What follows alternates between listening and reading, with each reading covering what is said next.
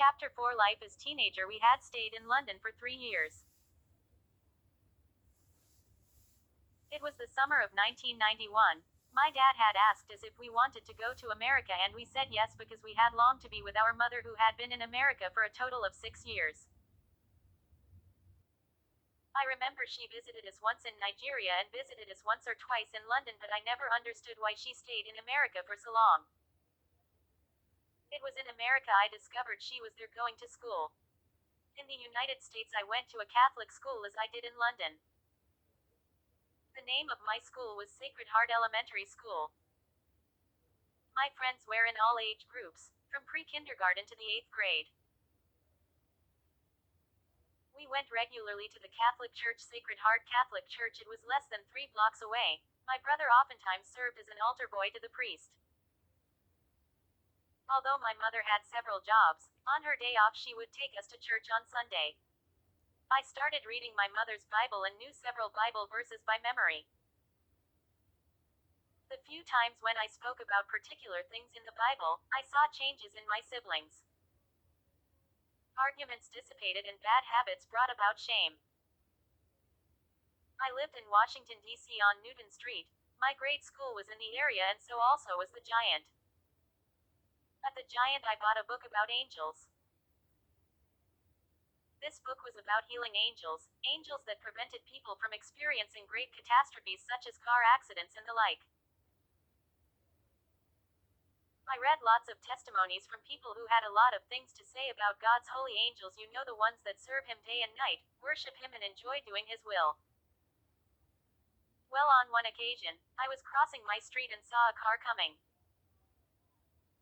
I waited for it to move, but it was moving in slow motion as if the driver saw me at the angle of their eye.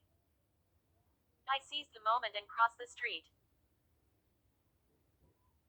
As I crossed the street, I smelled a beautiful fragrance and recalled reading from my book of angels about angels on a healing mission, and how the person who gave the testimony said it's like fresh pine trees. This smell was not your ordinary pine tree smell. It was such a beautiful fragrance, one I have never smelled before in the world and had ever encountered before. I went to the bathroom to have quiet time with God.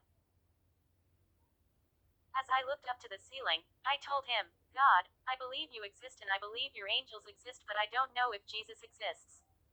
Suddenly I felt an immense feeling of love that engulfed my entire being. I looked out of my bedroom window and saw that I didn't live until I had realized that Jesus was in fact a real person. I had an experience that was intangible.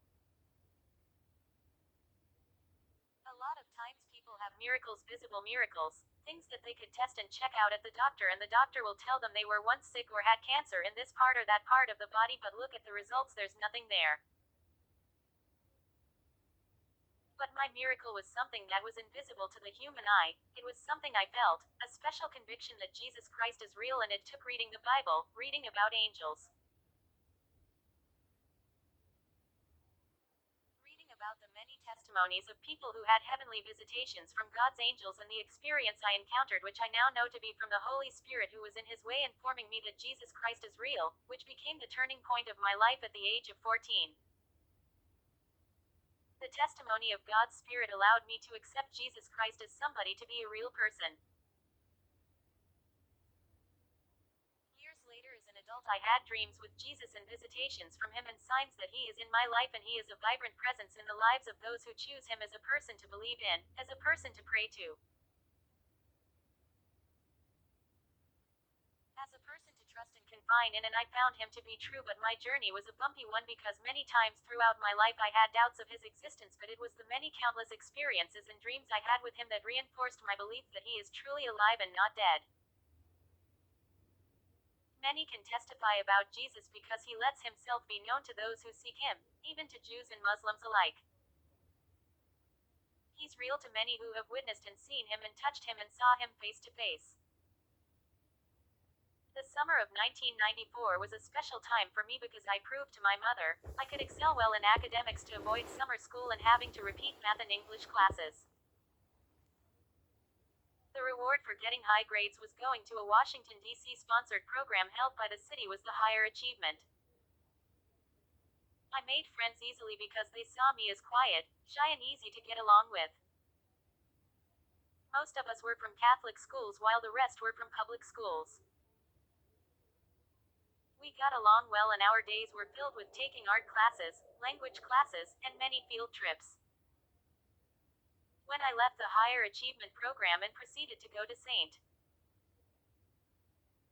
John's College High School, I didn't realize that God had answered my prayer to make amends with a friend I had offended during that summer program. To my surprise, I saw him at St.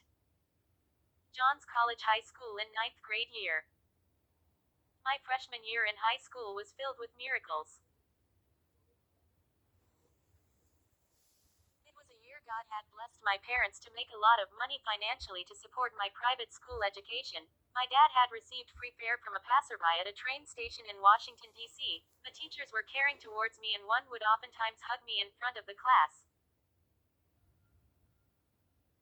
When a friend of mine from 8th grade came to visit the school during the summer's open house, she saw me on the honor roll, which was God's doing because I never made honor roll all year long. I had angels around me and one time felt the presence of one who blocked me from changing my leg position which in math class. Although I sat uncomfortable in my sit, it just went to show me my being there at the school was strategically planned and permitted by God's will because after ninth grade year, I went to a different high school. My Baptist friends at a different high school ministered to me. I enjoyed being around them and just observing them. There was a calmness, a peace that surrounded them. Although I didn't know it was the Holy Spirit bearing witness they were children of God, I knew they had something special within them, about them. It was just a matter of time, years, until I understood what being a Christian was like and how this peace can become part of person's day-to-day life.